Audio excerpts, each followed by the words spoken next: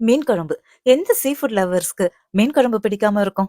நல்ல உப்பு, புளி, காரம் எல்லாம் கரெக்டா சேர்த்து, வீட்ல செஞ்ச குழம்பு பொடியோட ஒரு சில விஷயங்கள அரைச்சு சேர்த்து பார்த்து பார்த்து செய்யறப்ப வரும் பாருங்க ஒரு டேஸ்ட், அரோமா, டெக்ஸ்சர். அது எந்த 5 ஸ்டார் ஹோட்டல்லயும் கிடைக்காதுங்க. நல்ல ஒரு அருமையான மீன் குழம்பு எப்படி பண்ணலான்னு பாப்போமா? முதல்ல புளி ஊற வச்சிடலாம். நான் ஒரு பெரிய ஆரஞ்சு சைஸ் புளி எடுத்திருக்கேன். அப்படி இல்லைன்னா ஒரு 50 கிராம்ஸ் புளி.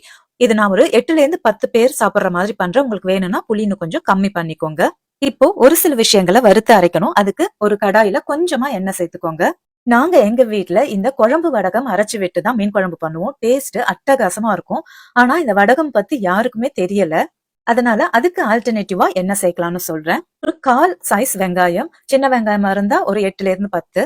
அதனால செவக்க வறுத்து தனியா மிக்சில எடுத்து வச்சுக்கோங்க. இப்போ அதே எண்ணெயில 2 பல்லு பூண்டு, 1/4 டீஸ்பூன் ஜீரகம், ஒரு 2 to 3 காஞ்ச மிளகா எல்லாம் சேர்த்து லைட்டா வறுத்துட்டு இதுல ஒரு 1/2 கப்பு தேங்காய் சேர்த்து சும்மா ஒரு நிமிஷம் வறுத்தா போறோம்.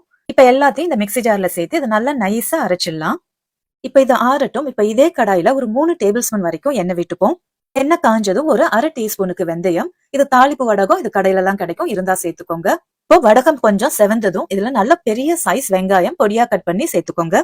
வெங்காயம் கொஞ்சம் நல்லா செவக்க ஆரம்பிச்சதும் நல்ல ஒரு பெரிய சைஸ் தக்காளியா அதையும் பொடியா கட் பண்ணி சேர்த்துக்கோங்க. இப்போ இந்த நைஸா அரைச்ச மசாலாவில புளி கரைச்சி விட்டுடலாம். புளி ஒரு 80% வரைக்கும் சேர்த்துக்கோங்க. கொஞ்சம் மிச்சம் வச்சுக்கோங்க. டேஸ்ட் பார்த்துட்டு சேர்த்துக்கலாம். உப்பு ஒரு 4 to 5 டீஸ்பூன் தேவைப்படும். இப்போதைக்கு 4 டீஸ்பூன் சேர்க்கிறேன். அடுத்து குழம்பு பொடி. வீட்டுல செஞ்ச குழம்பு பொடி தான். நான் ஒரு 6 டீஸ்பூன் வரைக்கும் சேர்த்துக்கிறேன். உங்கள்ட்ட குழம்பு பொடி இல்லைன்னா மல்லித்தூளும் மிளகாத்தூளும் சேர்த்துக்கோங்க. புளிப்புக்கு ஏத்த அளவுக்கு நீங்க காரமும் உப்பும் அட்ஜஸ்ட் பண்ணி சேர்த்துக்கோங்க. இப்போ குழம்பு நல்லா கரைச்சிட்டு டேஸ்ட் பார்த்துக்கோங்க. உப்பு, புளிப்பு, காரம் கொஞ்சம் தூக்கலா இருக்கணும்.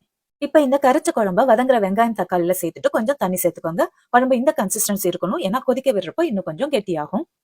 ஒரு மீடியம் ஃபிளேம்ல வச்சு கொதிக்க விடுங்க. இப்போ ஃபிஷ்ஷை கிளீன் பண்ணிடலாம். நான் இன்னைக்கு சீ பாஸ் எடுத்திருக்கேன். இது நம்ம ஊர்ல கொடுவா மீன் சொல்லுவாங்கன்னு சொல்றாங்க. இந்த மீனை குழம்புக்கு ரொம்ப நல்லா இருக்குது.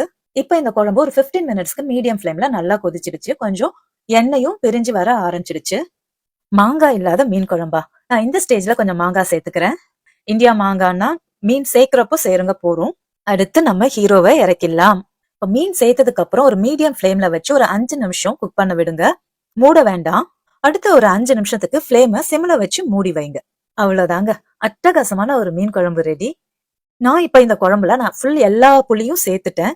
புளிப்புக்கு அட்ஜஸ்ட் பண்ணி உங்களுடைய குழம்பு பொடி உப்பு சேர்த்தீங்கன்னா மீன் குழம்பு சாப்பிடறதுக்கு ரொம்ப நல்லா இருக்கும். மீன் குழம்பு எப்பவுமே மதியம் செஞ்சா நைட்டுக்கு தாங்க சூப்பரா இருக்கும். சுட சுட சாதத்துல குழம்பு ஊத்தி சாப்பிட்டு பாருங்க.